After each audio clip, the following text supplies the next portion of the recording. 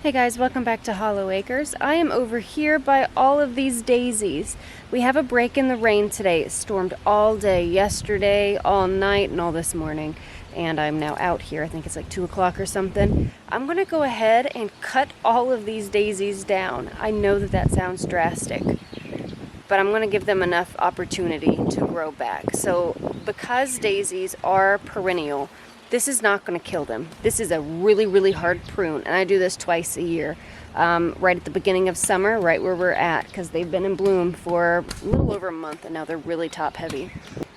I also do this again in the late fall before winter. You know, they're not looking so good. It's the end of the season anyway. Cut them all the way down, mulch them over. So what I'm doing, like I just said, I'm cutting these down. I went ahead and I started, and I got a decent amount. This is only one plant, if you believe it. I decided to go ahead and get the camera out and show you what I'm doing, because I think it's valuable information. Here are our beautiful daisies. We have white painted daisies and then your common standard yellow daisy. As I said, they are perennial and they grow very tall. Look at these, going up, up, up, up, up, up. Beautiful white daisy. Beautiful. See, but the rain, all this heavy rain really made these fall down. Way too top heavy. I should have harvested them before the rain. So this was really this was a me problem, I guess. I caused this. I caused them to tip over because I didn't harvest them in time. Now this is the one plant that I cut down. Okay, it looks actually 2 or 3. There's a few more here. And in this last growing season, over, I don't know, fall, winter, spring, these are on their 3rd year, so they're putting off a whole lot of extra shoots and they're getting real big. So separating them off would be a really good thing to do.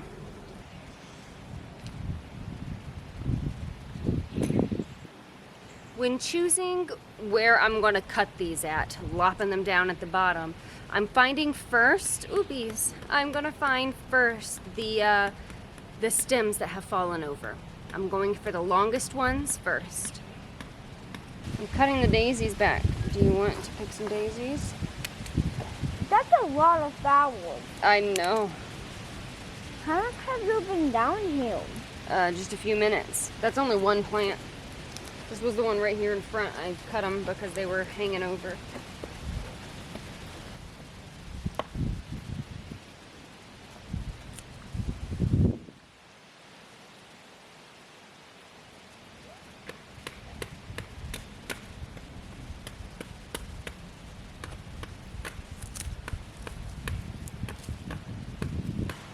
When you are trying to figure out where to prune your daisies, it's a lot like any other plant that you're pruning. You look for the leaves and you find the nodes. You cut slightly above the node at a 30 to 45 degree angle. So I'm finding the nodes and I'm just slicing at a 45 degree angle. That angle is going to encourage stem production, is going to encourage new growth to pop out, and we get bushier, more flowers. These are really bunched together.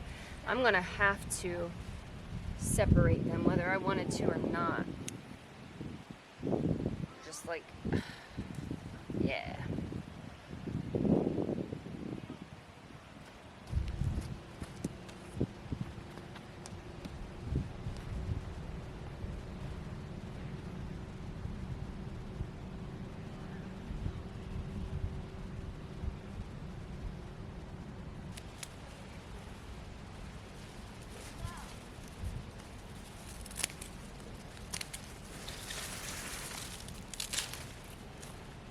Alright, this is the ending result.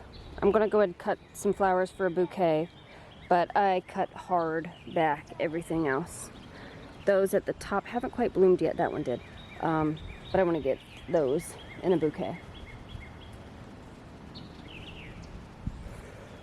There's our whole pile. We're going to pick through and get out good flowers, and the rest we will designate a compost pile.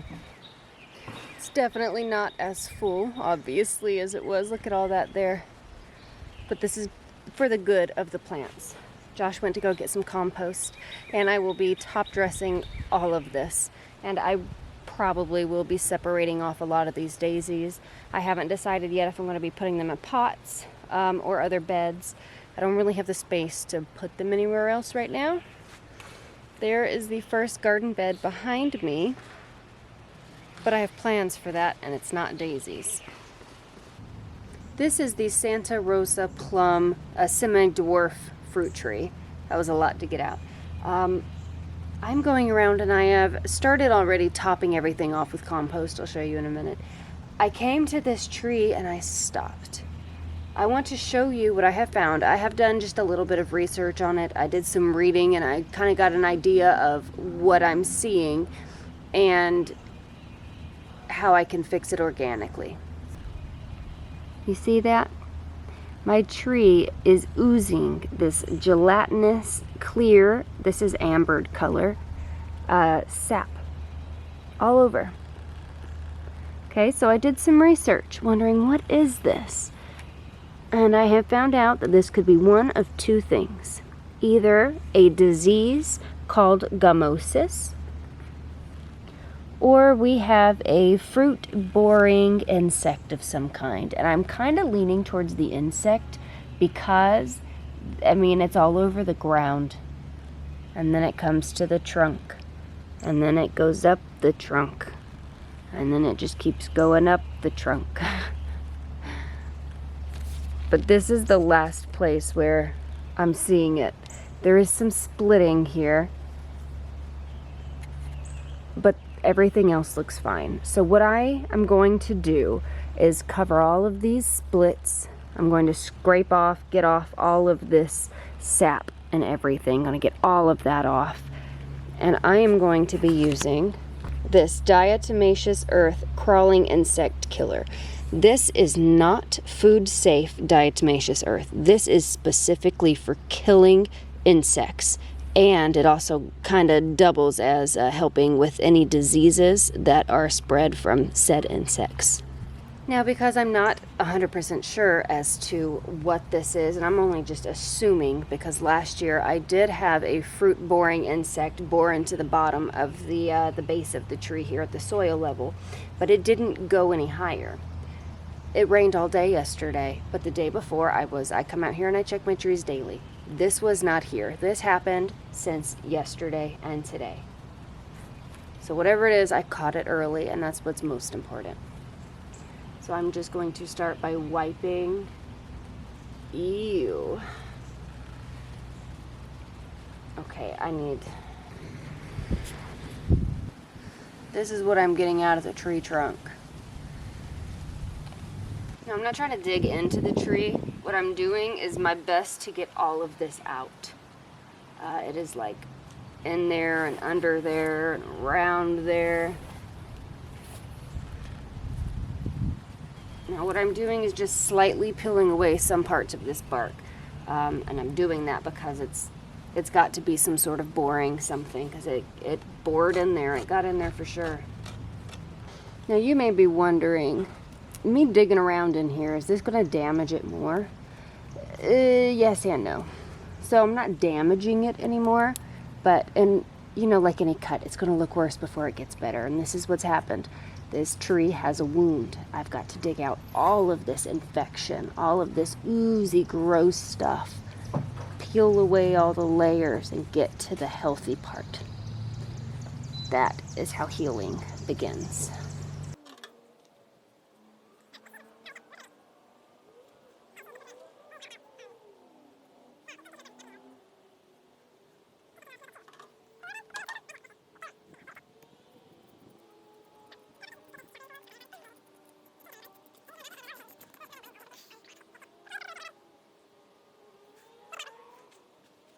Now I know that this looks bad.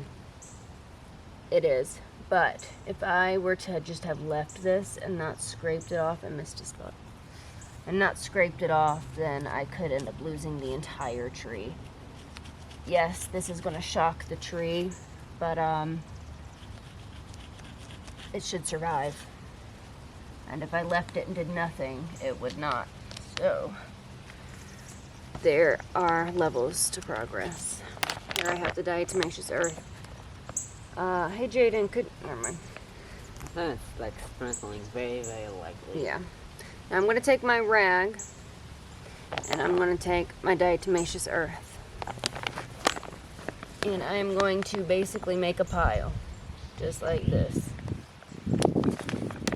Now you do not want to touch the diatomaceous earth directly. You don't want to breathe it in. You want gloves? I don't have any gloves. I know them all. So what I'm going to do is just wrap it up. Just like this. The diatomaceous earth will start to come out of the bottom. See, just like that. I'm going to start down here at the base. And I'm dabbing. See? So I dab, the diatomaceous earth is going to connect to all of this moisture. It's going to really grab onto it. This is going to help it to dry out. Just like whenever you get cut, you have a wound. In order for it to heal, it needs to scab over. Is that like a good example? Yeah. So we have to dry this out. That's what we need to do. As I'm doing this, it's coming my way and I'm holding my breath so that I don't breathe it in.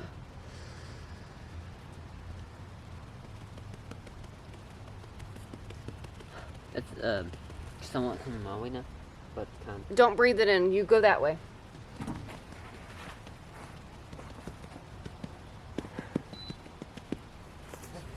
Okay, so here was my issue here. We have a lot of scarring and cuts and stuff up it. So I just went ahead and all the way up to where I didn't see any more cuts. I covered all of it in the diatomaceous earth. You see that spot down here? Nothing wrong with that spot, but everything else. Now the diatomaceous earth will stay here until it rains again. When it rains, obviously it's going to wash it away. It's not going to rain anymore this evening, and it's supposed to be sunny all day tomorrow. But then we have 3 more days of rain immediately after. So this is going to work real fast to get, if there's any bugs in any of this, it's going to kill it. It is going to help draw out all of that moisture so that it can start to scab over and heal. I am going to be doing more research on gummosis and also the different insects that attack the plum trees. Any stone fruit. Usually the same type of insect will attack stone fruits. Plums, peaches, anything with a big pit or pith, whatever it is, in the middle of the fruit. I think mango too. I don't actually know if that counts as a stone fruit. I'll look that up too. Now that that's done, I have pulled away all the bad stuff at the bottom. I'm going to top this off with compost. How's that beautiful peach tree? That looks nice, huh? Nice topped off with good compost. There's our compost. Let's see if we can find a fruit. Here we go. Oh yeah. Now there is yellowing on the leaves. Oh, that came off easy. I did fertilize this about a week ago. I think that the compost being topped off is definitely going to help add more nutrients in here. Nitrogen is what it's telling me, so I should probably top it off with some 10-10-10. Just do some water-soluble fertilizer of the 10-10 that I have. 5-gallon bucket is perfect size for the entire ring around the tree. I'm going to see something super satisfying.